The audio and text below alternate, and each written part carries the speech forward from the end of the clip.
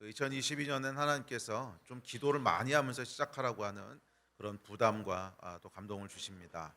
그래서 사실 우리 크리스천들에게는 이 말씀과 기도라고 하는 것이 두 개의 중요한 축이지요.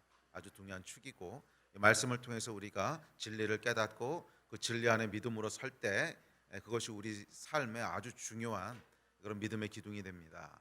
그러나 동시에 이 기도라고 하는 것은 우리의 영을 더욱더 액티베이트 시키고 그 말씀대로 살 수 있는 힘을 주는 그런 능력이 됩니다. 그래서 작년이나 재작년 같은 경우에는 하나님께서 한 해를 시작할 때 그 가르침으로 시작하라고 하는 감동이 있었거든요. 하나님의 말씀을 깊게 우리가 함께 나누고 또 함께 듣고 그러면서 이 진리에 대한 가르침으로 시작하라고 하는 감동이 있었는데, 올해는 시작할 때 하나님께서는 기도하라는 마음을 계속 주세요. 그래서 기도를 많이 하라고 하는 감동을 계속 주셔서 3주 기도하는 내내 말씀도 말씀이지만 기도를 좀 집중적으로 하면서 그렇게 가보려고 합니다. 기도할 때 우리 안에 변화가 일어나고 돌파가 일어날 줄 믿습니다. 그리고 지금 우리 앞에 놓여 있는 이 수많은 개인적인 문제들, 가정의 문제들, 또 교회의 문제들, 또 이 나라와 민족이 맞닥뜨리고 있는 문제들, 이 모든 문제는 사실은 영적인 것에 열쇠가 있습니다. 결국 영적인 열쇠가 있는데 이 영적인 것으로 풀어가야만 풀리지, 우리가 전략을 짜고 더 많은 열심을 내고 그런다고 해결되고 풀리지 않습니다. 영적인 돌파가 반드시 있어야 됩니다. 그리고 돌파를 위해서는 누군가는 기도해야 돼요. 결국 누군가는 기도해야 되고 어디선가는 기도하는 그런 근원지가 있어야 되지 않겠습니까? 적어도 이 나라와 이 민족을 위해서, 또 이 땅의 교회들을 위해서 어딘가는 정말 뜨겁게 하나님 앞에 부르짖고 기도해야 되는 데가 있다고 저는 그렇게 생각이 들어요. 그리고 연초에 좀 그 일을 위해서 우리가 합심해서 많이 기도했으면 좋겠습니다. 기도할 때 우리 안에 영이 새로워지고, 기도할 때 우리 안에 마음의 변화들이 일어나기 시작할 겁니다. 지난 이틀 동안 기도하시면서도 여러분 조금씩 변화가 일어나는 거 느껴지지 않으세요? 우리 마음의 변화가 일어나고 또 우리 영이 더 순결해지고, 이제 그런 변화들이 조금씩 일어나는데, 이것이 계속 기도로 뚫고 나갈 때 결국 어느 임계점에 이르면 큰 변화가 일어나게 될 거예요. 우리 좀 믿음을 가지고 기도하고 부르짖으면서 가봅시다. 자, 오늘은 시편 16편 말씀 함께 보려고 합니다. 시편 16편입니다. 시편 16편 11절까지 있는데 1절부터 11절까지 우리 한 목소리로 읽겠습니다. 시작. 하나님이여 나를 지켜주소서. 내가 주께 피하나이다. 내가 여호와께 아뢰되 주는 나의 주님이시오니 주밖에는 나의 복이 없다 하였나이다. 땅에 있는 성도들은 존귀한 자들이니 나의 모든 즐거움이 그들에게 있도다. 다른 신에게 예물을 드리는 자는 괴로움이 더할 것이라. 나는 그들이 드리는 피의 전제를 드리지 아니하며 내 입술로 그 이름도 부르지 아니하리로다. 여호와는 나의 산업과 나의 잔의 소득이시니 나의 분깃을 지키시나이다. 내게 줄로 재어둔 구역은 아름다운 곳에 있으며 나의 기업이 실로 아름답도다. 나를 훈계하신 여호와를 송축할지라. 밤마다 내 양심이 나를 교훈하도다. 내가 여호와를 항상 내 앞에 모시며 그가 나의 오른쪽에 계심으로 내가 흔들리지 아니하리로다.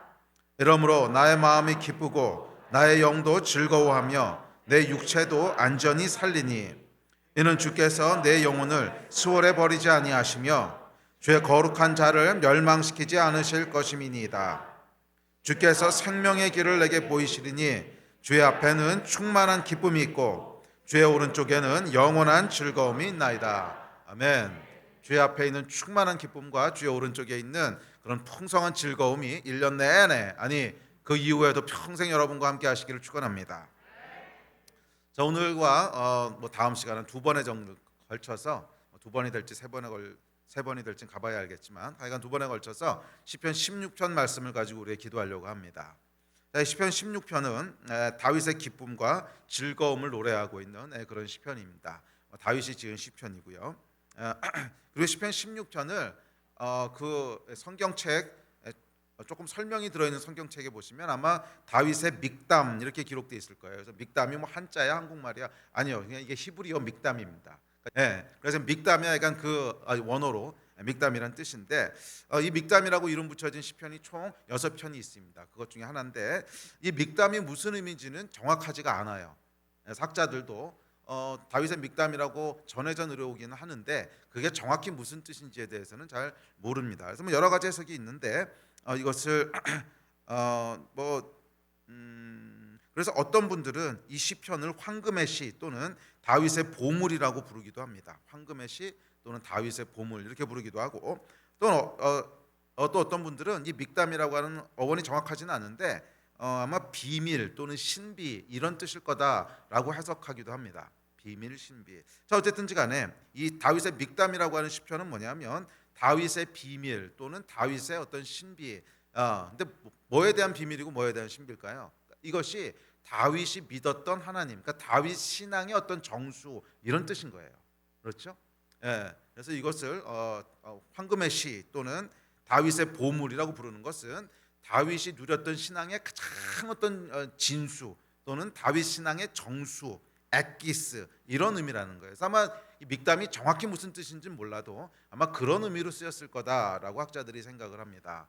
그래서 이 시편을 시편 16편을 저희가 다시 이렇게 풀어서 생각을 해보면 다윗의 신앙의 가장 정수가 표현되어 있는 시편이다 이렇게 이해할 수가 있습니다. 그러니까 다윗이 믿었던 하나님, 다윗이 누렸던 신앙의 비결이 뭐냐? 다윗이 믿었던 신앙의 진수 또는 정수가 뭐냐? 또는 비결이 뭐냐? 다윗 신앙의 비결이 뭐냐? 그것을 저에게 알려주고 노래하고 있는 시편이 시편 16편입니다. 그래서 여러분들도 다윗이 누렸던 이 풍성한 하나님의 은혜, 다윗이 누렸던 이 하나님 안에서의 기쁨, 그 즐거움들. 그래서 다윗이 뭐라 그랬냐면 주의 앞에 충만한 기쁨이 있고 오른쪽에는 영원한 즐거움이 있다 그랬어요. 그러니까 이 다윗이 다윗이 죄지었을 때 이제 회개한 시편 말고 다윗의 다른 정상적인 시편들을 보면 굉장한 기쁨과 즐거움으로 넘치고 있습니다. 그렇죠? 이 다윗의 시편은 굉장한 기쁨과 즐거움들이 묘사되어 있어요. 그 이야기는 뭐냐면 다윗 신앙의 가장 핵심에 들어가 보면 기쁨이 있다는 거예요. 그러니까 다윗 신앙의 정수가 뭐냐면 하나님 안에 있는 기쁨과 주 앞에 있는 기쁨과 주의 오른편에 있는 영원한 즐거움이라고 하는 게 다윗이 누렸던 신앙의 정수라는 거예요. 그러니까 다윗을 다윗되게 하고 다윗을 위대한 하나님의 사람으로 칭송받게 하고 그리고 하나님께서 이는 내 마음에 합한 자라고 부르게 하고 이 다윗의 예배, 다윗의 장막이라는 이 놀라운 유업을 우리에게 열어주고 물려준 이 다윗의 가장 다윗 신앙의 가장 핵심과 정수는 뭐냐면 하나님을 기뻐하고 즐거워하는 거라는 거예요. 주 앞에 있는 즐거움과 주의 오른쪽에 있는 주 앞에 있는 기쁨과 주의 오른쪽에 있는 영원한 즐거움. 이것이 다윗 신앙의 정수입니다. 그래서 우리가 시편 16편을 살펴보면서 다윗이 누렸던 이 기쁨, 다윗이 누렸던 하나님 그것에 대한 걸 좀 맛보고 우리 삶 가운데도 이런 기쁨과 즐거움들이 누려지게 된다면 우리도 다윗처럼 하나님과 동행할 수 있지 않겠습니까? 네. 그래서 시편 16편 말씀을 여러분 붙잡으시고 또 힘들 때마다 이 말씀을 계속 반복하시고 이 말씀을 가지고 기도하시고 1년 내내 붙잡고 한번 가보세요. 우리 안에 다윗이 누렸던 것과 같은 그런 종류의 즐거움과 기쁨과 또 하나님과 동행하는 축복이 우리에게도 누려지게 될 줄 믿습니다. 자, 그래서 오늘은 시편 16편을 통해서 다윗 영성의 비밀, 다윗 영성의 진수가 무엇이었는지를 함께 살펴봅시다. 자, 먼저 1절입니다. 1절에 이렇게 고백합니다. 자, 시작. 하나님이여 나를 지켜주소서 내가 주께 피하나이다. 이게 다윗의 첫 번째 비밀이에요. 첫 번째 진수예요. 다윗 신앙의 첫 번째 정수는 뭐냐면 주께 피하는 거예요. 주께 피하는 거예요. 다윗은 여러분 인생의 위기를 많이 겪었던 사람입니다. 아마 다른 사람들보다 훨씬 큰 위기들을 정말 여러 번 겪습니다. 죽음의 위기도 수도 없이 겪었고 사울 왕에게 억울하게 십수년을 쫓겨다니기도 합니다. 아내를 뺏기기도 하고 또 말년에는 자식이 일으킨 반란 때문에 큰 어려움을 겪기도 합니다. 다윗은 정말 인생에 굴곡이 많았던 사람입니다. 그런데 그럴 때마다 다윗이 선택했던 것은 뭐냐면 항상 똑같았는데 하나님이여 나를 지켜주소서 내가 주께 피하나이다 이거였어요. 이 수많은 인생의 위기를 겪고 수많은 인생의 굴곡을 통과하는데 다윗은 한 번의 예외도 없이 항상 무엇을 선택하냐면 하나님이여 나를 지켜주소서 내가 주께 피하나이다. 이것을 선택해요. 이것이 여러분 다윗이 누렸던 신앙의 가장 핵심적인 비밀이에요. 다윗 신앙의 정수예요. 어떤 위기든지 간에, 어떤 어려움이든지 간에, 어떤 핍박이든지 간에, 어떤 억울함, 어떤 원한, 어떤 위기, 하여간 어떤 슬픔과 어떤 위기와 어떤 고난이 와도 다윗은 항상 똑같은 선택을 했는데, 그건 뭐였냐면 하나님이여 나를 지켜주소서 내가 주께 피하나이다. 이것이 다윗의 선택이었고 다윗 영성의 첫 번째 정수였습니다. 여러분, 사람은요 잘 믿는 것 같다가도 위기가 오면 엄한 짓을 해요. 목회하면서 참 많이 봐요. 좀 멀쩡히 하나님 잘 믿는 것 같다가 위기가 오면 하지 말아야 될 선택들을 하는 걸 보게 돼요. 참 안타까워요. 저기서 믿음이 발휘돼야 되는데, 저기서 믿음을 발휘해야 되는데, 그전에는 잘 믿는 것 같고 평상시에는 열심히 신앙생활하는 것 같고 교회도 잘 나오고 예배도 잘 나오고 뭐 셀에서도 굉장히 잘하고 그런 것 같다가 결정적인 순간이 오면 엄한 선택을 하는 사람들이 있어요. 결정적인 사람의 손을 의지하기도 하고 뭐 은행을 기웃거리기도 하고, 하여간 아는 인맥을 동원하기도 하고 이것저것 계산하면서 머리를 굴리면서 살 길을 찾아요. 참 안타까워요. 다윗은 그렇게 하지 않았어요. 다윗은 어찌 보면 평상시에는 조금 넘어지고 죄 짓기도 했어요. 그렇잖아요. 밧세바 사건도 있고. 그런데 위기가 오면 항상 정신을 차려요. 이게 다윗의 정말 탁월한 점이에요. 어쩌면 우리하고 다윗의 차이인지도 모르겠어요. 우리는 평상시에는 멀쩡해 보이다가 위기가 오면 엄한 짓을 하는데, 다윗은 평상시에는 좀 건덕거리는 것 같고 실수도 하는 것 같고 잘못하는 것 같은데 결정적인 순간이 오면 하나님을 딱 붙잡아요. 위기의 순간이 오면 다른 걸 찾지 않아요. 이게 여러분 다윗을 다윗되게 했어요. 위기의 순간에 여러분 다른 걸 찾으시면 안 돼요.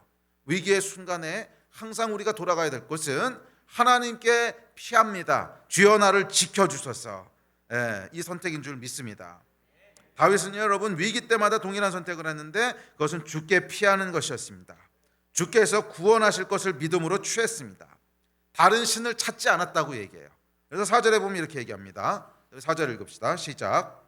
다른 신에게 예물을 드리는 자는 괴로움이 더할 것이라. 나는 그들이 드리는 피의 전제를 드리지 아니하며 내 입술로 그 이름도 부르지 아니하리로다. 다윗은요 다른 신을 찾지도 않았고 부르지도 않았다는 거예요. 오늘날 얘기하면 다른 수단을 의지하지도 찾지도 않았다는 거예요. 위기의 때가 오면 오로지 하나님의 이름만 부르고 오로지 하나님께만 피했지 다른 수단을 찾지도 부르지도 않았다는 것입니다. 왜 그랬냐면 다윗이 알았어요. 뭘 알았냐면 그것은 결국 삶의 괴로움만 더할 뿐이라고 한 걸 안 거예요. 다른 신을 찾고 다른 신을 부르는 것, 또 오늘날로 얘기하면 다른 수단을 간구하고 다른 방법을 찾고 머리를 굴리고 무언가 다른 것을 의지하고 하는 것은 해결되는 것 같아 보여도 결국은 뭐예요? 삶의 괴로움만을 더할 뿐이라는 거예요. 다윗은 아주 중요한 진리를 알고 있었습니다.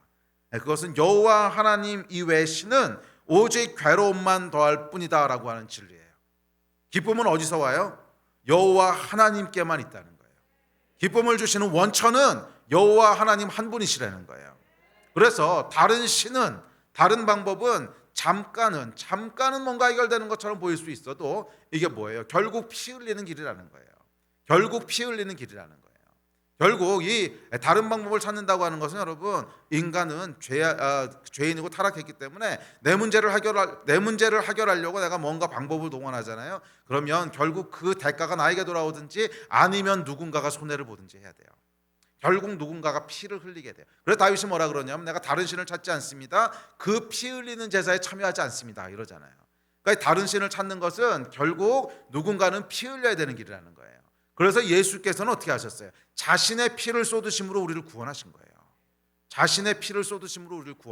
그건 하나님밖에 없으세요. 우리가 우리 스스로를 구원하려고 하잖아요. 예수 그리스도의 피 흘리심이 아니라 우리가 나 스스로를 구원하려고 하고 나의 힘과 나의 인맥과 나의 어떤 꾀와 나의 전략과 은행과 하여간 무엇을 동원하든지 간에 내 힘으로 뭔가를 나의 위기를 구원하려고 하면 결국 어딘가는 피 흘리게 돼요. 이게 타락한 세상의 슬픈 현실이에요. 결국 누군가는 대가를 치러야 내가 지금 겪고 있는 어려움이 해결되는 거예요. 그 대가를 내가 나중에 치르든지, 그러니까 지금 치러야 될 대가를 뒤로 미루는 거죠. 내가 나중에 치르든지 아니면 누군가 딴 사람이 대가를 치르든지. 그래서 다윗이 뭐라 그런 거예요? 나는 그들이 드리는 피의 전제를 드리지 않겠대요. 내 입술로 그의 이름도 부르지 않겠대요. 나는 다른 신에게 드리는 예물을, 다른 신을 찾지 않겠다는 거예요. 다른 신에게 예물을 드리는 자는 괴로움을 더할 뿐이기 때문에 그렇습니다. 괴로움을 더할 뿐이기 때문에 그렇습니다. 자, 이걸 바꿔 말하면 기쁨과 즐거움을 주실 분은 여호와 하나님 한 분이시라는 것입니다. 그리고 이것이 11절의 고백입니다. 그래서 11절 마지막에 다윗이 뭐라고 고백해요? 이렇게 고백합니다. 시작. 주께서 생명의 길을 내게 보이시리니 주의 앞에는 충만한 기쁨이 있고 주의 오른쪽에는 영원한 즐거움이 있나이다. 다른 어떤 신도, 세상의 어떤 것도, 돈도, 은행도, 사람도, 권력도, 지식도, 다른 어떤 신도 영원한 즐거움을 주지 못해요. 그것은 그저 인생의 괴로움을 더할 뿐입니다. 그래서 다윗은 다른 신에게 예물을 드리지 않았고 그 입술로 그 이름도 부르지 않았고 그 피의 제사에 참여하지도 않았어요. 오직 주께서 생명의 길을 우리에게 보여주시는 거예요. 이 생명이라고 하는 것은 기쁨과 소망과 평안과 이 생명. 그래서 이 생명의 길을 보여주시는 분은 주님밖에 없다는 거예요. 주께서 생명의 길을 내게 보이시리니 주의 앞에는 충만한 기쁨이 있고 주의 오른쪽에는 영원한 즐거움이 있나이다. 아멘. 여러분, 이 우리 인생에 괴로움이 있는 것은 바로 이것 때문이에요. 다른 신을 찾기 때문인 거예요. 다른 신을 찾기 때문에 우리 삶에 괴로움이 있는 거예요. 삶의 위기 앞에서 우리는 수많은 다른 신들의 이름을 부릅니다. 이 신도 좋고 저 신도 좋고 하여간 위기에서 나를 건져주는 자가 내 신이에요. 그래서 빌립보서 3장 19절에 보면 그들의 신은 배요 그랬잖아요. 이 배가 이 배를 얘기하는 거거든요. 나를 배부르게 해주면 신이라는 거예요. 이 신이 됐든 저 신이 됐든 관계없이 내 문제를 해결해주면 그 사람이 나의 신이요, 이런 뜻입니다. 빌립보서 3장 19절이죠. 이 신도 좋고 저 신도 좋고 하여간 위기에서 나를 건져주는 자가 내 신입니다. 그래서 우리는 하나님께 피하는 대신 다른 길을 찾습니다. 그리고 이 선택이 우리 삶의 괴로움과 슬픔을 더하는 진짜 이유예요. 사실 오늘 겪고 있는 괴로움이 있고 슬픔이 있다면 우리가 과거의 어느 순간인가 이 선택을 했기 때문에 괴로움과 슬픔이 지금 우리에게 있는 거예요. 괴로움과 슬픔이 들어오는 문들을 열어준 거예요. 실수로 했던, 연약해서 했던, 오래전에 했던, 하여간 언젠가 어느 순간인가 우리가 문을 연 적이 있는 거예요. 여호와 하나님을 부르고 여호와 하나님께서 보이시는 길에 그 길로 간 것이 아니라 다른 문을 연 거예요. 다른 신의 이름을 부르고 다른 신의 이름을 찾고 그랬던 것들이 결국 내 삶 가운데 괴로움을 불러온 거죠. 그때는 잠깐 해결된 것 같아 보일 수도 있어요. 하지만 이것의 본질은 괴로움을 더하는 것이기 때문에 이 괴로움이 잠깐 뒤로 밀려서 지금 나에게 임하는 거예요. 그러므로 이런 것들은 여러분 회개하고 일단 문을 닫는 것부터 시작해야 됩니다. 내가 과거에 문을 열었던 것들이 있다면 이거에 대해서 문을 닫고 회개하는 것으로부터 시작돼야 됩니다. 오늘 내 안에 해결되지 않은 우울함이 있고 슬픔이 있고 어려움이 있다면 사실은 회개로부터 시작하는 것이 맞습니다. 내가 문을 열었던 적이 있어요. 고이든 타이든 실수든 하여간 내가 문을 열었던 순간이 있어요. 그 순간에 이 괴로움이 우리 안에 들어오게 되는 거거든요.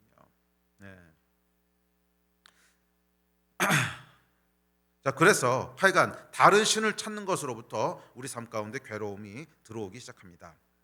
빌립보서 2장에서 얘기하는 캐노시스라고 하는 이 자기 비움 또는 내려놓음이라고 하는 것은 이에 대한 이야기예요. 우리 안에 다른 신을 찾고 의지하던 것, 하나님 이외에 다른 길을 찾던 것을 비우라는 거예요.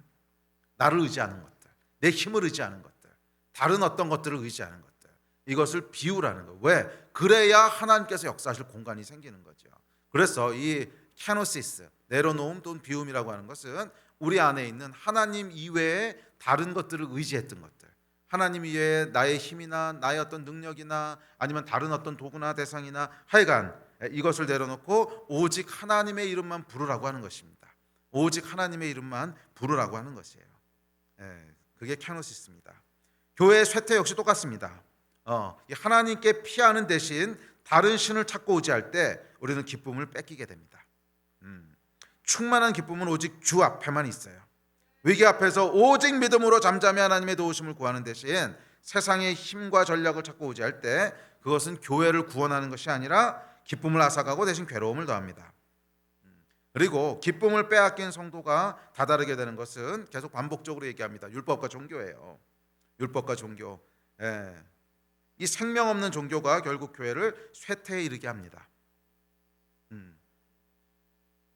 다윗은 오직 주께만 피하고 오직 주만을 의지했습니다. 이것이 다윗이 누렸던 영성의 첫 번째 정수예요. 기억하세요, 여러분. 기쁨은 오직 주께만 있습니다. 생명의 길은 오직 주께만 있습니다. 충만한 기쁨은 주 앞에 있고 영원한 즐거움은 주의 오른쪽에 있습니다. 다른 신은 우리에게 괴로움을 더할 뿐이에요. 2022년 한 해가 주 앞에 있는 즐거움, 주 앞에 있는 기쁨을 누리는 한 해가 되기를 주의 이름으로 축원합니다. 그러기 위해서는 주의 이름을 부르십시오. 여호와 하나님의 이름을 부르십시오. 여호와 하나님께 피하십시오. 나의 유일한 소망은 하나님밖에 없습니다. 나의 유일한 힘은 하나님밖에 없습니다.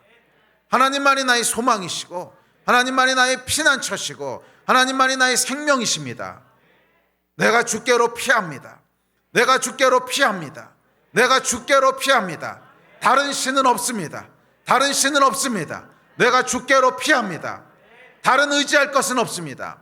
세상에 어떤 것도 나를 구원할 수 없고 나의 어떤 힘과 능력도 나를 구원할 수 없고 오직 하나님만이 나를 구원하실 수 있습니다.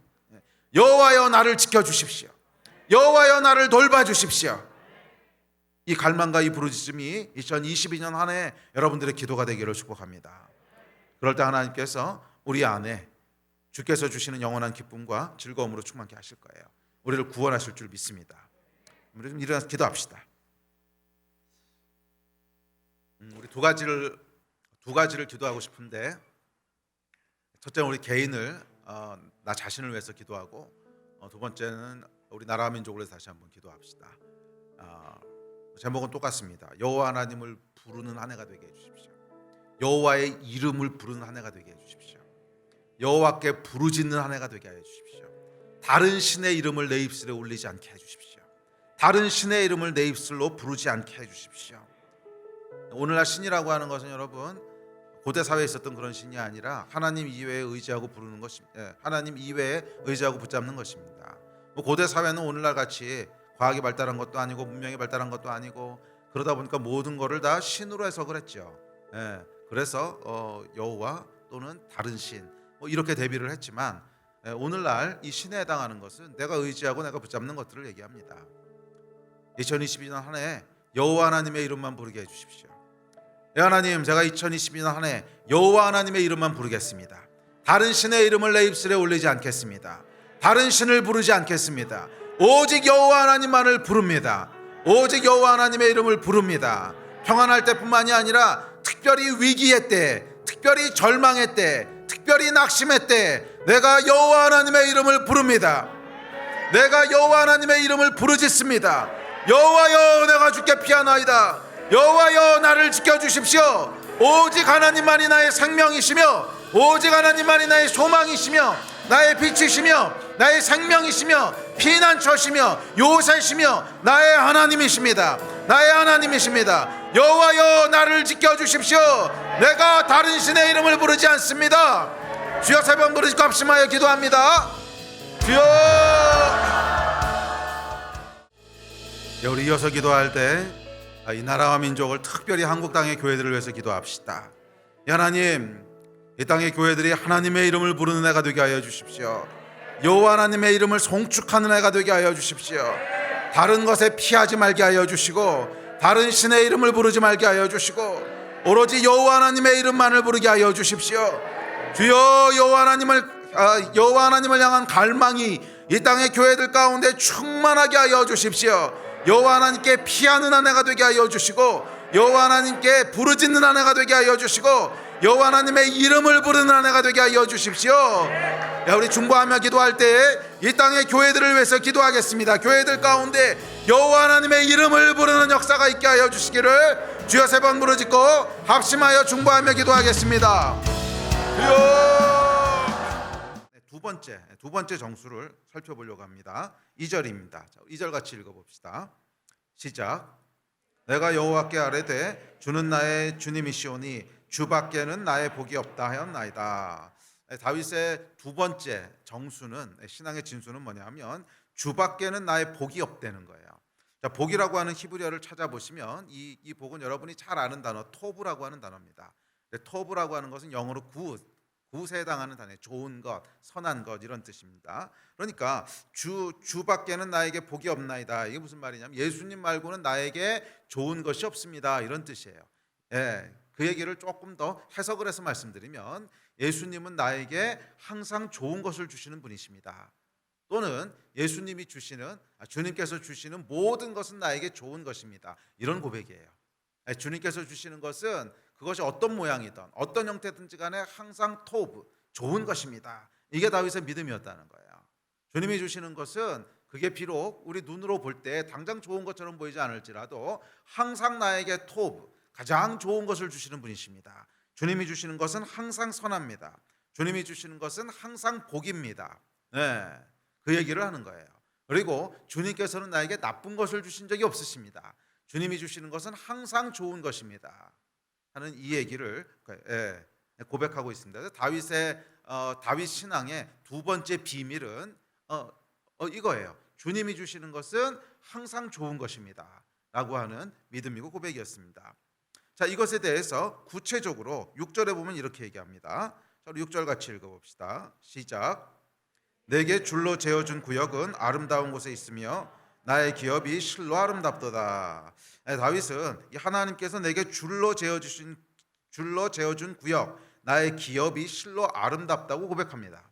자, 여기 보면 이 기업이라고 하는 히브리어를 찾아보면 나하라라고 하는 단어인데, 이 나하라라고 하는 단어는 토지나 재산 등에 사용되는 단어인데 상속받은 것을 지칭하는 단어예요. 그래서 부모님이 돌아가시거나 부모님이 나에게 유업으로 상속해 주신 것을 이 기업이라고 나하라라고 부릅니다. 자, 여기서 상속받았다고 하는 것은 무슨 말이냐면 내가 선택한 게 아니란 뜻이에요.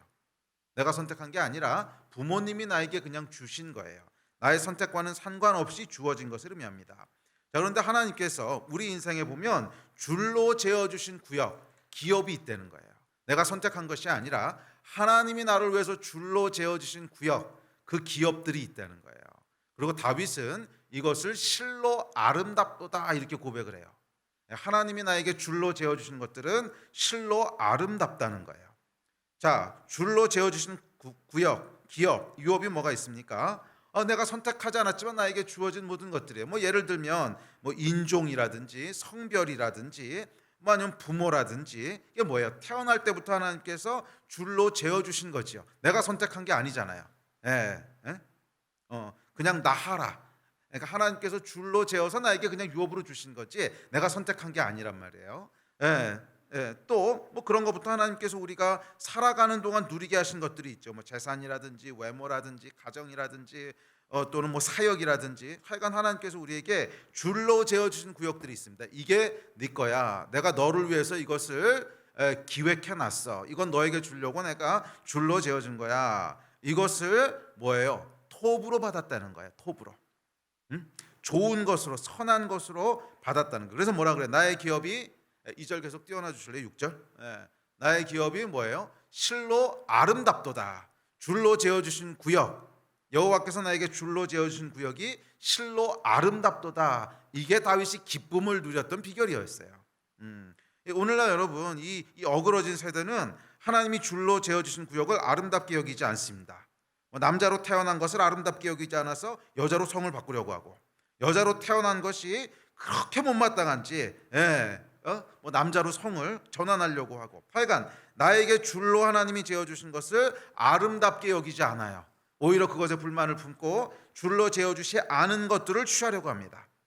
대한민국 국민으로 태어나게 하신 것을 아름답게 여기지 않아서 나라와 민족을 저주하기도 하고 부모를 원망하고 환경을 저주하기도 합니다. 주께서 내게 줄로 재어준 구역을 아름답게 여기지 않는 거예요. 그 결과 우리 마음은 기쁨에서 떠나 원망과 고통으로 가득하게 됩니다. 또 어떤 경우에는 줄로 재어준 구역을 넘어가려고 하기도 해요. 나에게 허락하신 것이 아닌데 여기까지가 네 거야. 딱 하나님이 재어주셨는데 그것 이상을 욕심내기도 합니다. 재물에 있어서 선을 넘어가기도 하고 또는 사역에 있어서 선을 넘어가기도 합니다. 줄로 재어주신 은사 이상의 것을 발휘하려고도 하고 줄로 재어주신 누림 이상의 것을 누리려고 하기도 합니다. 하나님께서 줄로 재어주신 것을 아름답다고 생각하지 않고 오히려 부족하다고 생각하는 거죠. 이거 가지고는 부족해. 이건 아름답지 않아. 그래서 뭔가 그것 이상의 것을 자꾸 취하려고 해요. 그러니까 우리 마음에 만족이 없지요. 만족이 없고 불만과 괴로움과 이런 것만 계속 나오게 됩니다. 우리 안에 있는 불만과 짜증과 이런 만족하지 못하는 마음은 여호와께서 내게 줄로 재어 주신 구역, 그 기업에 만족하지 못하는 것에서 오는 것입니다. 다윗이 평생 기쁨을 누렸던 것은 하나님께서 나에게 줄로 재어 주신 구역에 대해서는 실로 아름답게 여긴 거예요. 실로. 근데 이 어그러진 세대는 하나님이 줄로 재어 주신 것을 만족스러워하지 않습니다. 남자가 여자가 되려고 하고 여자가 남자가 되려고 합니다. 선을 자꾸 넘어가는 거죠. 내게 주시지 않은 것들을 자꾸 취하려고 합니다. 우리 마음이 망가지는 이유입니다. 예. 그리고 이 망가진 마음은 슬픔과 어둠만 가득합니다. 다윗은 주께서 줄로 재어 주신 구역, 내게 주신 기업을 실로 아름답다 하였습니다. 그래서 하나님이 주신 것을 만족하게 여기고 기뻐했죠. 이게 다윗 신앙의 비결이에요. 또한 다윗은 하나님께서 허락하신 사람들을 즐거워했습니다. 3절입니다. 시작. 땅에 있는 성도들은 존귀한 자들이니 나의 모든 즐거움이 그들에게 있도다. 다윗은 하나님이 주신 모든 것을 선하다고 믿었는데 그 모든 것 중에는 사람도 있죠. 나에게 줄로 재어진 구역 안에는 어떤 재물이나 어떤 능력이나 이런 것만 있는 게 아니라 내 인생 가운데 허락하신 사람들도 마찬가지예요. 내 인생 가운데 허락하신 사람들, 가족들, 형제들, 또 우리가 교회에서 함께 또 함께 생활하고 또 함께 하나님 앞에서 사랑을 나누고 하나 되는 형제 자매들, 뭐예요 이게? 하나님이 허락하지 않으셨으면 절대로 그렇게 내 인생 가운데 그 사람들을 누릴 수 없다는 거예요. 그래서 우리 인생 가운데 만나게 하시고 인생 가운데 함께 관계하게 한 사람들은 하나님이 허락하신 거예요. 줄로 재어주신 구역 안에 있는 거예요. 그리고 그 사람들을 어떻게 봤어요? 존귀한 자들로 봤어요. 나의 모든 즐거움이 거기서부터 나온대요. 나에게 허락하신 사람들을 존귀한 자들로 볼 때 나의 모든 즐거움이 거기서부터 나온대요. 줄로 재어주신 구역 안에는 사람들도 있습니다. 그래서 땅에 있는 성도들, 나와 함께 하나님의 사랑을 나누고 함께 하나님의 나라를 세워갈 사람들, 다윗의 모든 즐거움이 이들에게 있다는 거예요. 그래서 다윗은 이 하나님이 다윗의 인생에 허락하신 사람들을 성도로 존귀하게 여겼습니다. 존귀하게 여겼다고 하는 것은 사람을 함부로 대하거나 이용해 먹거나 그렇지 않았다는 거예요.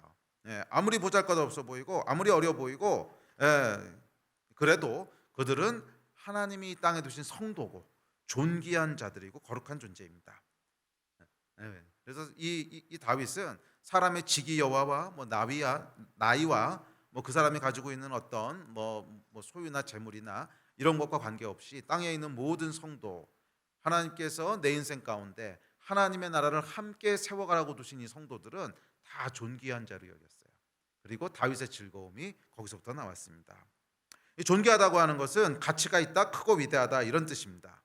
자, 그리고 이것이 다윗이 누렸던 기쁨의 근원이었는데 나와 함께 있는 자들이 다 크고 위대하고 존귀하고 유명한 자들이라고 여겼다는 거야.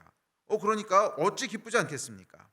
그런데 여러분 반대로요. 나와 함께 있는 사람들이 다 쓸모없고 거추장스럽고 바보 같고 그런 잉여야. 또는 나와 함께 있는 사람들은 내가 경쟁해서 이겨야 될 사람들이야. 이제 그렇게 보고 있다면 내 마음이 기쁘고 즐거울 리가 없죠. 잘 생각해 보세요. 잉여들하고 함께 살아가는 나는 뭐예요? 내 주위에 있는 사람들이 다 쓸모없는 사람들이고 형편없는 사람들이고 잉여물인데 그 안에 있는 나는 뭐야? 나도 그런 존재라는 거예요. 그 안에 만족과 기쁨이 나올 리가 없어요. 사실 우리가 만족과 기쁨은 언제 나오냐면 내 주변에서 나와 함께하는 하나님이 허락하신 사람들이 다 크고 위대하고 존귀한 존재라고 인식할 때 나도 그런 존재로 인식이 되는 거예요. 와, 그 가운데 함께 살아가는 이것이 얼마나 큰 특권인가. 나도 하나님께서 그 가운데 두셨구나. 이게 나에 대한 기쁨을 주는 것이지, 내 주변에 있는 사람들이 다 부족해 보이고 한심해 보이고 쓸모없고 잉여물이고 그럼 그 가운데 살아가고 있는 나는 뭐냐는 거예요. 기쁠 리가 없어요. 마음이 즐거울 리가 없어요. 그래서 여러분 다윗의 주께서 허락하신 모든 것을 선한 것으로 여기는 믿음은 사실은 사람들에게도 그대로 반영이 돼서 나와 함께 있는 자들을 존귀한 크고 강하고 위대한 자들로 그렇게 인식했어요. 그리고 그 결과 다윗에게는 큰 기쁨이 있었습니다. 빌립보서를 우리가 주일날 살펴볼 텐데 빌립보서에 보면 바울의 기쁨이 나오는데 바울의 기쁨도 다윗과 크게 다르지 않았습니다. 이제 빌립보서를 가다 보면 다윗의 기쁨은 디모데였고 에바브로디도였고 빌립보 성도였어요. 다윗도 역시 하나님이 그 인생에 허락하신 사람들로 인하여 큰 기쁨을 누렸는데 그 기쁨의 근원도 다윗도 똑같아요. 그 성도들을 존귀한 자로 성도로 그렇게 여겼을 때 다윗에게 기쁨이 됐습니다. 여러분 어떠십니까? 줄로 재어주신 하나님의 구역을 여러분은 어떻게 받고 계십니까? 줄로 재어주신 하나님의 구역, 여러분의 어떤 성별 또는 여러분의 외모일 수도 있고 아니면 나에게 주신 은사들, 능력들, 환경들, 부모님, 남편, 자녀들 정말 톱으로 보고 계십니까? 성령께서 이 역사를 행하셔야 될 줄 믿습니다. 우리 안에 우리에게 주신 것들을 불만스러워하고 우리에게 허락하신 사람들에 대해서 감사하지 못하고 하는 이 마음들이 성령께서 바꿔주셔야 돼요. 이 마음을 바꿔주셔야 돼요. 그랬을 때 우리가 이것을 선하게 보기 시작하고 감사하게 보기 시작하고 그럴 때 우리 안에 하나님께서 허락하시는 기쁨과 즐거움들이 충만해질 줄 믿습니다. 이 일을 위해서 우리 먼저 같이 한번 좀 기도합시다. 우리 자리에서 일어나서 같이 기도할 텐데 지금 기도할 때는 우리 좀 두 가지로 기도 제목을 붙잡고 기도했으면 좋겠는데 하나는 좀 고백하는 기도를 했으면 좋겠어요. 고백하는 기도라고 하는 건 뭐냐면 나에게 줄로 재어주신 구역 하나하나를 감사하다고 좀 고백합시다. 나에게 줄로 재어주신 구역들이 있지요. 나를 낳아주신 부모님도 계시고 또 내가 자라던 환경들 어쩌면 여러분들이 지금까지 마음에 안 들어 하셨을 수도 있어요. 그래도 감사라고 하는 건 의지적으로 선택하는 거예요. 의지적으로 선택할 때 성령께서 그 감정을 바꿔주시는 거예요. 성령께서는 우리의 의지를 반해서 역사하지 않으세요. 그래서 비워야 성령이 역사하신다 그랬잖아요. 그래서 우리 안에 있는 그 비움이라고 하는 것은 뭐였냐면 무념무상 아니야. 그건 이제 불교에서 얘기하는 이상한 거고 우리의 의지를 내려놓는 거예요. 그래서 어쩌면 지금까지 여러분들이 별로 마음에 안 들어했을 수도 있어요. 그래서 외모일 수도 있고 성별일 수도 있고 자라온 환경일 수도 있고 부모님께 받은 상처일 수도 있고 또 아니면 여러분들이 재정적으로 넉넉치 않다 그러면 재정을 하나님이 충분히 주시지 않으신 걸 수도 있고 하여간 그런 것들이 우리 안에 이렇게 쓴뿌리로 자리 잡고 있을 수 있어요. 그것에 대해서 좀 믿음으로 고백합시다. 감사합니다. 나에게 이것을 주셔서 감사합니다. 나를 남자로 태어나게 하셔서 감사합니다. 나를 여자로 태어나게 하셔서 감사합니다. 나를 이런 부모님 밑에서 자라게 하셔서 감사합니다. 또 대한민국 국민으로 태어나게 하셔서 감사합니다. 이 감사 여러분 있으세요? 저는 있어요. 저는 절대로 다른 나라 사람으로 태어나고 싶지 않아요. 왜? 나에게 줄로 재어주신 구역이 정말로 아름답거든. 나는 한국 사람으로 태어난 게 너무 좋고요. 너무 자랑스럽고 두 번 태어나도 한국 사람으로 태어나고 싶고 왜?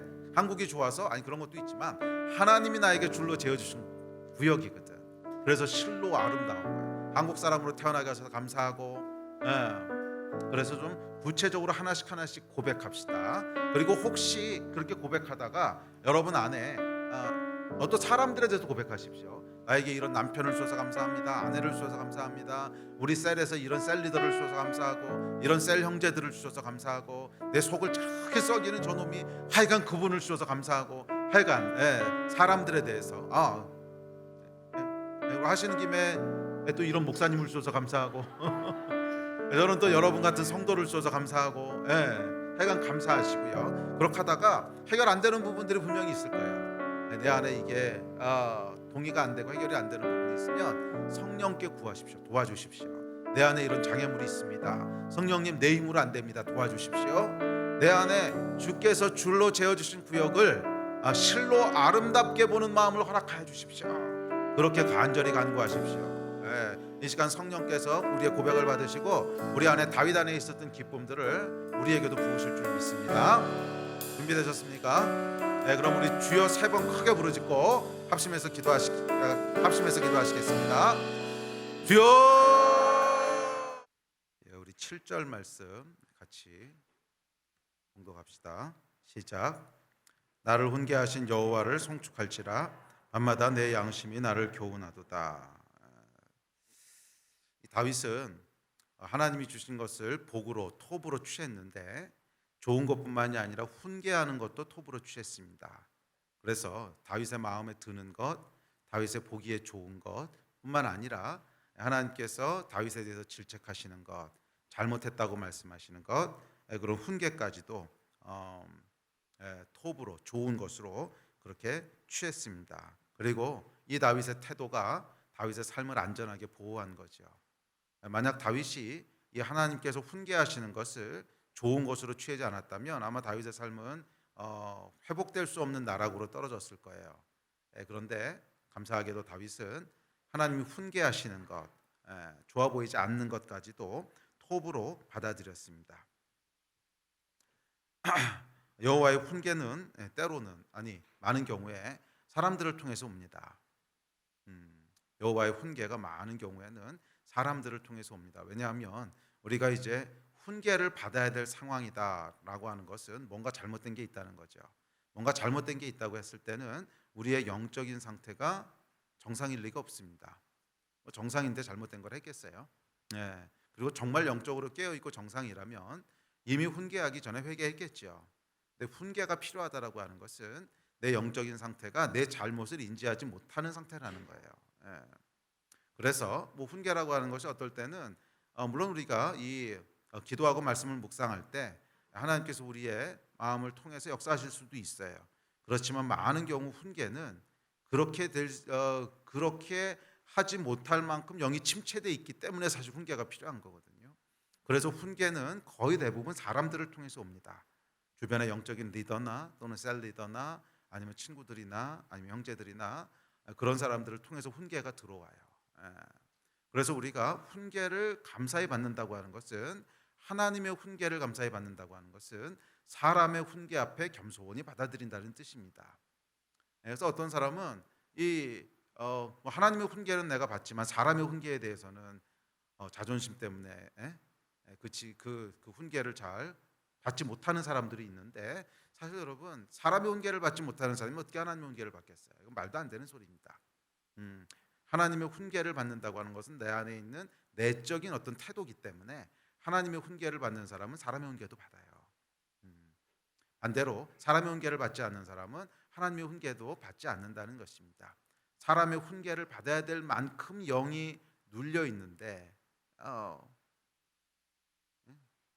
그런 상태에서 하나님의 음성이 들릴 리가 없잖아요.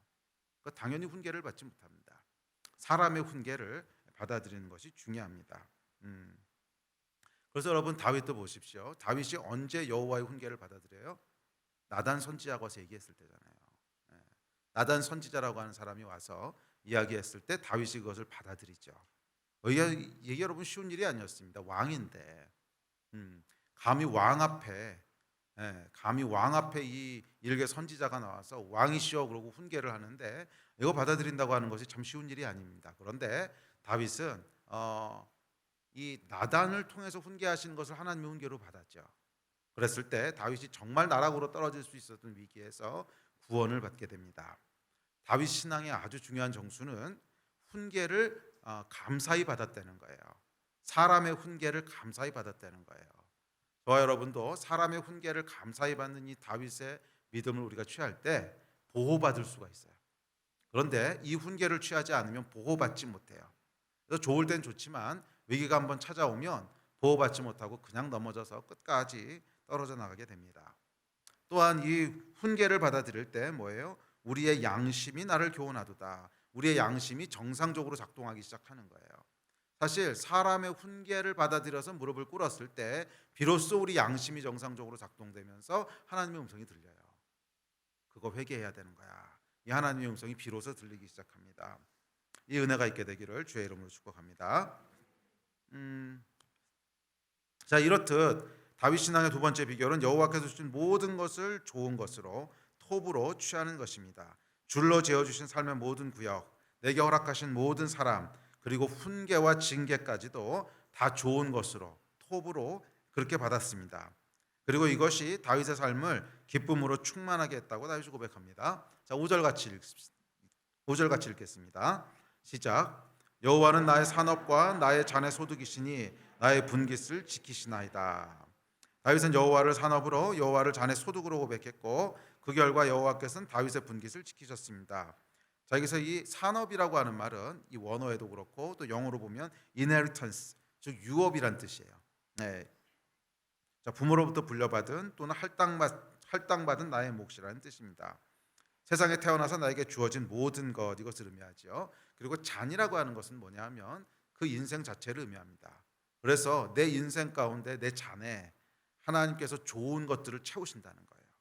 내 잔에 넘치도록 채우신다는 거예요. 내 인생에 기쁨과 즐거움의 축복을 넘치도록 채우신다는 거예요. 시편은 여러 번 잔에 대해서 고백합니다. 우리 잔에 대한 것들을 한 두세 구절 읽어볼까요? 자, 시작. 악인에게 그물을 던지시리니 불과 유황과 태우는 바람이 그들의 잔의 소득이 되리로다. 내가 구원의 자를 들고 여호와의 이름을 부르며 주께서 내 원수의 목전에서 내게 상을 차려주시고 기름을 내 머리에 부으셨으니 내 잔이 넘치나이다.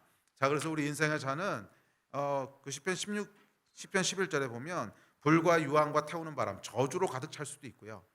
또는 하나님의 구원과 기쁨으로 가득 찰 수도 있어요. 다윗의 잔이 주께서 주시는 기쁨으로 가득 찼듯이 저와 여러분의 삶에도 주께서 주시는 기쁨으로 잔이 충만하게 되기를 주의 이름으로 축원합니다. 자, 다윗의 영성의 세 번째 비결입니다. 8절 읽습니다. 자, 시작.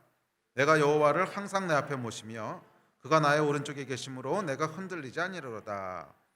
다윗 신앙의 세 번째 비밀, 세 번째 정수는 뭐냐 하면 항상 여호와를 그의 앞에 모셨고 항상 여호와를 그의 오른쪽에 두었다는 거예요.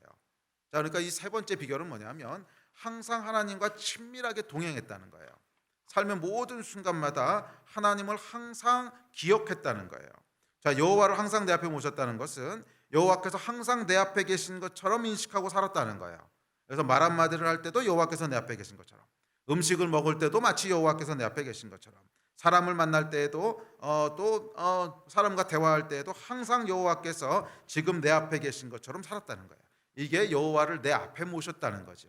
이게 다윗 신앙의 세 번째 정수예요. 항상 여호와가 지금 내 앞에 있는 것처럼 살았다는 거예요. 비록 눈에 보이지 않아도 지금 여호와께서 내 앞에 계셔. 그래서 함부로 행동하지 않고 함부로 말하지 않았어요. 항상 여호와께서 내 앞에 계신 것을 알았어요. 이것이 여러분 다윗 신앙의 세 번째 정수입니다. 저와 여러분의 삶 가운데도 다윗의 기쁨을 누리기 원하신다면 항상 여호와가 내 앞에 계신 것처럼 사시기를, 주를 내 앞에 모시고 그렇게 사시기를 축복합니다. 또한 여호와께서 나의 오른쪽에 계신다고 고백하는데 이야기는 뭐냐 하면 길을 갈 때 나와 동행하시는 분으로 인식한다는 거예요. 나의 오른쪽에, 이건 뭐예요? 나와 함께 지금 걸어가고 계시다는 거죠. 나의 앞에라고 하는 것은 여호와께서 지금 여기 계시다고 하는 임재를 인식하는 거라면 나의 오른쪽에 계시다고 하는 것은 나와 함께 지금 걷고 계신다는 뜻입니다. 나와 동행하시는 분이세요. 나와 나란히 걸어가는 분이세요. 이게 나의 오른쪽에 계신 분의 의미입니다. 내가 전쟁에 나갈 때도 나와 나란히 동행하시고 내가 출퇴근할 때도 나와 나란히 걸어가십니다. 내가 수술대 위에 누울 때에도 나와 나란히 누워 계시고 내가 떨리는 마음으로 시험장에 들어갈 때도 나와 나란히 함께 하십니다. 내가 사망의 음침한 골짜기를 지날 때에도 나의 오른쪽에서 동행하시고 내가 황량한 광야를 통과할 때에도 나의 오른편에 동행하십니다. 이게 여러분 다윗의 신앙이었어요. 다윗 신앙의 세 번째 정수는 하나님께서 친밀하게 함께하는 것이에요. 그래서 일주일에 한 번 교회 갈 때만 하나님을 인식하고 교회 갈 때만 하나님을 생각하는 것이 아니라 매일 순간마다, 날마다 숨쉬는 순간마다, 모든 호흡마다 항상 하나님이 나와 함께 계시고 나와 함께 동행하시는 것을 믿고 느끼며 살아간 거예요. 이게 여러분 다윗 신앙의 세 번째 정수입니다. 자, 그 결과 어떻게 된대요? 삶이 흔들리지 않았다는 거예요. 내가 흔들리지 아니하리로다. 삶이 흔들리지 않았다고 고백합니다. 다윗은 어떤 경우에도 당황하거나 흔들리지 않았다는 거예요. 사울에 쫓길 때도, 또 아내와 가족들이 적군에게 잡혀갔을 때도, 부하들이 요동하여 다윗을 죽이려 할 때에도, 머리 둘 곳 없이 광야를 떠돌 때에도, 그리고 아들 압살롬이 자신을 죽이려고 반란을 일으켰을 때도 한 번도 흔들리지 않았어요. 한 번도. 왜냐하면 그때마다 오른쪽을 돌아봤거든. 그때마다 오른쪽을 돌아봤거든. 오른쪽을 돌아봤을 때 그곳에는 항상 한결같이 하나님이 계세요. 내가 오른쪽을 돌아볼 때마다 항상 거기 계신 분이 계신데 그분이 하나님이세요. 눈 하나 깜짝하지 않고 거기 계시며 나를 지키시고 어떤 상황 가운데서 당황하지 않으시고 나를 지키시며 나와 함께 걷고 계신 이 여호와 하나님이 내 오른쪽에 계신 것을 보는 거예요. 광야에서도 환난 가운데도 위기 가운데도 상상할 수 없는 그런 상황 가운데도 다윗이 오른쪽을 바라봤을 때는 그 상황 가운데서도 눈 하나 깜짝하지 않으시고 거기에 바위처럼 서 계시며 나를 붙잡고 계시며 나를 지켜보고 계신 분이 거기 계신 거예요. 그래서 다윗은 흔들리지 않았어요. 내가 흔들리지 아니하리로다. 이것이 여러분 다윗 신앙의 정수였습니다. 여호와 하나님과 동행하는 삶, 매일 모든 순간마다 호흡하는 모든 시간마다 여호와 하나님을 생각하고 친밀하게 동행하는 삶, 여러분 다윗 신앙의 세 번째 정수입니다. 그리고 그것이 다윗의 인생을 흔들리지 않게 튼튼한 바위 위에 올려놓았습니다. 그리고 저와 여러분의 인생도 하나님께서 그렇게 지키실 것입니다. 흔들리지 않게 지키실 것이고 바위처럼 지키실 것이고 우리가 위기에 처할 때마다 오른쪽을 돌아보면 그곳에는 항상 하나님이 계시고 항상 우리를 지키고 계시고 이분이 우리 하나님이신 줄 믿습니다. 자, 다윗이 다시 이어서 고백합니다. 9절부터 11절입니다. 9절부터 11절 읽습니다. 시작. 이러므로 나의 마음이 기쁘고 나의 영도 즐거워하며 내 육체도 안전히 살리니 이는 주께서 내 영혼을 수월에 버리지 아니하시며 주의 거룩한 자를 멸망시키지 않으실 것임이니이다. 주께서 생명의 길을 내게 보이시리니 주의 앞에는 충만한 기쁨이 있고 주의 오른쪽에는 영원한 즐거움이 있나이다. 할렐루야. 이러므로 이렇게 얘기하죠. 이러므로 이게 무슨 말이에요? 이 앞에서 했던 다윗의 모든 고백이 포함된 거죠. 이러므로 내가 주께 피함으로, 이러므로 내가 주께서 주신 모든 것을 선한 것으로 여김으로, 이러므로 내가 모든 성도들을 존귀하게 여김으로, 이러므로 내가 주를 내 앞에 모시며 내 오른쪽에 주께서 내 오른편에 계신 것을 고백하는 주님과 친밀하게 동행함으로, 이러므로 뭐라는 거예요? 나의 마음이 기쁘고 나의 영도 즐겁고 내 육체도 안전하리니 영과 혼과 육이 모두 기쁨과 즐거움과 평안을 누렸다는 것입니다. 다윗은 그의 마음에 기쁨이 가득했고 그의 영도 즐거움으로 충만했고 육체는 평안과 안식을 누렸습니다. 이 다윗의 인생은 앞서 얘기했듯이 결코 평탄하지 않았어요. 굉장히 굴곡이 많은 인생이었는데 보통 사람들보다도 훨씬 더 힘들고 어려운 인생이었는데 놀랍게도 이 광풍 속에서도 정말 다윗의 인생을 여러분 읽어보면 정말 광풍이에요. 야, 인생이 참 정말 어떻게 이렇게 살았을까? 참 그런 인생인데 그럼에도 불구하고 다윗이 뭐라고 고백하냐면 나의 마음이 평안하고 나의 영이 기쁨을 누리고 나의 육체도 평안하대요. 영과 혼과 육이 우리 하나님 안에서 완전한 평강을 누렸습니다. 어떻게? 주께 피함으로, 주와 동행함으로, 주께서 주신 모든 것을 감사하고 좋은 것으로 여김으로. 이것이 여러분 다윗 신앙의 정수인 줄 믿습니다. 자, 이어지는 10절에서 이렇게 고백합니다. 자, 10절 다시 한번 읽읍시다. 시작. 이는 주께서 내 영혼을 수월해 버리지 아니하시며 주의 거룩한 자를 멸망시키지 않으실 것입니다. 자, 이 수월해 버리지 않는다는 말은 뭐냐면 이 수월이라고 하는 것은 지옥이라는 뜻이죠. 영혼을 수월해 버리지 않으신다는 것은 내적인 생명력을 얘기합니다. 우리의 영혼이 수월에 던져지지 않는다는 거예요. 그 얘기는 우리 영혼이 생명을 잃지 않는다는 거예요. 우리 영혼이 소망을 잃지 않고 우리 영혼이 기쁨을 잃지 않고 우리 영혼이 평안을 잃지 않는다는 거예요. 여호와께서는 우리를 멸망시키는 데 두지 않으세요. 우리를 결코 멸망하도록 내버려 두지 않으시고 우리를 구원하십니다. 우리의 영혼을 결코 수월해 버리지 않으십니다. 어둠 속에서도 또 사망의 음침한 골짜기에서도 환난 속에서도 폭풍 한가운데서도 하나님의 백성의 영혼을 수월해 버리지 아니하세요. 그래서 하나님께서는 주의 백성들의 영혼을 빛 가운데 거하게 하시고 기쁨과 즐거움 가운데 거하게 하십니다. 다윗의 인생이 그것을 우리에게 전해주고 있죠. 2022년 한 해를 살아가는 동안에 우리 인생 가운데 어떤 일이 있을지 우리 아직 모르죠. 평탄할 수도 있고 아니면 광야 한가운데를 걸어갈 수도 있고 폭풍이 휘말을 칠 수도 있습니다. 사람의 인생이라고 하는 건 모르는 거죠. 그렇지만 한 가지는 확실합니다. 하나님께서 우리 영혼을 수월해 버려두지 않으신대요. 우리의 영혼이 메마르지 않는다는 거예요. 광야 한가운데 있어도 목마르지 않을 거고 폭풍 한가운데 있어도 흔들리지 않을 거고 사망의 음침한 골짜기를 걸어갈 때에도 낙심하지 않을 거라는 거예요. 우리 영혼이 스월에 던져지지 않을 거예요. 그리고 결국은 우리를 파멸해서 구원하실 것입니다. 이 말씀을 여러분 믿으십니까? 다윗이 이것을 믿었어요. 다윗이 하나님께서는 내 영혼을 수월해 버려두지 않으십니다. 하나님께서는 내 인생을 멸망해 버려두지 않으십니다. 반드시 구원하십니다. 내 영혼은 어떠한 경우에도 메마르지 않습니다. 내 영혼은 어떠한 경우에도 낙심하지 않습니다. 내 영혼은 어떠한 경우에도 소망을 잃지 않습니다. 내 영혼은 어떠한 경우에도 눌리지 않습니다. 이것이 여러분 다윗의 고백이었고 하나님이 실제로 다윗을 그렇게 지키셨어요. 이 말씀이 그대로 이루어진 한 해가 되기를 축복합니다. 우리 같이 좀 일어나서 기도합시다.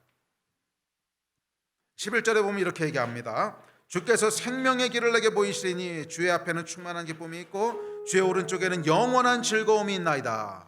할렐루야.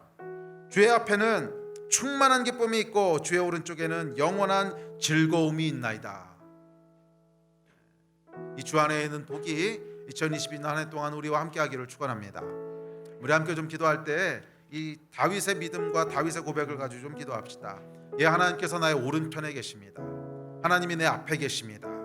나는 결코 혼자가 아닙니다. 주께서 나와 동행하시고 환난 가운데도 어려움 가운데도 폭풍 가운데도 나와 동행하시고 그래서 항상 오른쪽을 돌아볼 때마다 하나님이 거기에 나를 지키고 계십니다. 우리 영혼을 수월해 버려두지 않으십니다. 다윗의 믿음을 가지고 고백하면서 주 앞에 나갑시다. 하나님 2022년 한 해에도 다윗이 누렸던 이 기쁨과 즐거움이 우리 것이 되게 하여 주십시오. 주 앞에 충만한 기쁨이 있고 주의 오른쪽에 영원한 즐거움이 있다 하였사온데 이 기쁨과 즐거움이 우리와 동행하는 한 해가 되기를 간절히 소원합니다. 성령님 우리 안에 다윗의 영을 부으십시오. 성령님 우리 안에 다윗의 영을 부으십시오. 우리 하나님을 즐거워하며 우리 하나님께 피하며 우리 하나님이 주신 모든 것을 귀하게 여기며 우리 하나님과 동행하였던 다윗의 영을 우리 가운데 부으셔서 다윗의 즐거움이 우리 가운데 임하게 하시기를 간절히 소원합니다. 2022년 안에 우리 영혼을 하나님께서 수월해 버리지 않으실 것입니다. 우리를 파멸하도록 내버려두지 않으실 것입니다. 하나님 다윗의 즐거움과 다윗의 영이 우리 가운데 충만하게 역사하는 한 해가 되게 하여 주시옵소서. 이 일을 위해서 우리 주여 세 번 부르짖고 합심해서 기도하시겠습니다.